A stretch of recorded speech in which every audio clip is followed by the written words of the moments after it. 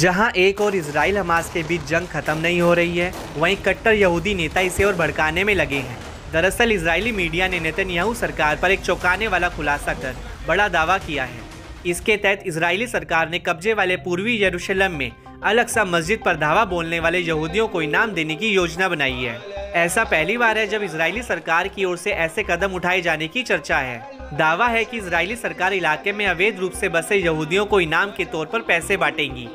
Israeli news KAN के मुताबिक Israeli heritage minister अमीचाई अलियाहू ने इसके लिए 2 मिलियन NIX यानी लगभग $5,22,000 अलॉट करने का आदेश दिया है।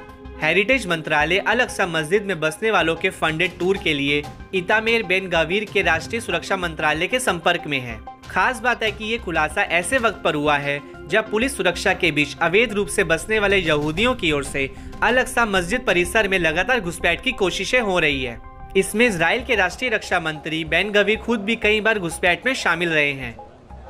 सोमवार यानी 26 अगस्त को सुरक्षा मंत्री ने ऐसा दावा किया कि बड़ा हंगामा खड़ा हो गया। दरअसल बेन गवीर ने कहा कि यहूदियों को अल-अक्सा में प्रार्थना करने का अधिकार है। यहूदियों और मुसलमानों के लिए समान कानून है, वे ऐसा कर सकते हैं। वे यहाँ पर एक प्रार्थना स्थल को बनाएंगे।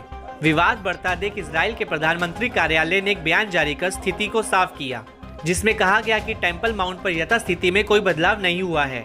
बता दें कि बीते दिनों भी इस पर विवाद छिड़ा था। अगस्त महीने में बेन गवीर ने हजारों यहूदी निवासियों के साथ मस्जिद के परिसर पर धावा बोल दिया था।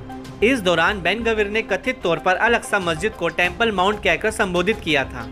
साथ ही कहा था कि उस पर इजरायली संप्रभुता और अधिकार लागू करने में महत्वपूर्ण प्रगति हुई है। हमारी नीति यहाँ यहूदी प्रार्थना की अनुमति देना है।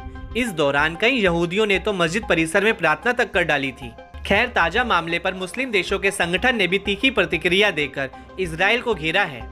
इस्लामिक सहयोग संगठन ने बेन गवीर के बयानों के साथ साथ बसने वाले समूहों और इजरायली मंत्रियों की ओर से मस्जिद परिसर में हो रही घुसपैठ की निंदा की। OIC ने कहा कि वह इन कार्यों को इजराइल की ओर से पवित्र स्थानों की पवित्रता और पूजा की स्वतंत्रता का लगातार उल्लंघन मानता है।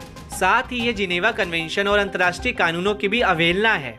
इजराइल के पास अल-कुद्स शहर को यहूदी घोषित करने के लिए उठाए फैसलों का कानूनी आधार नहीं है। वहीं अंतर्राष्ट्रीय कानून और अंतर्राष्ट्रीय वैधता के प्रस्तावों के तहत इसे शून्य मानता है। मालूम हो कि अल-अक्सा मस्जिद में साल 1967 से ही यथास्थिति बरकरार है। दरअसल इजराइल और जॉर्डन के बीच एक समझौता हुआ था। इसके तहत पवित्र परिसर में गैर मुस्लिम पूजा पर पूरी तरह से रोक का प्रावधान है।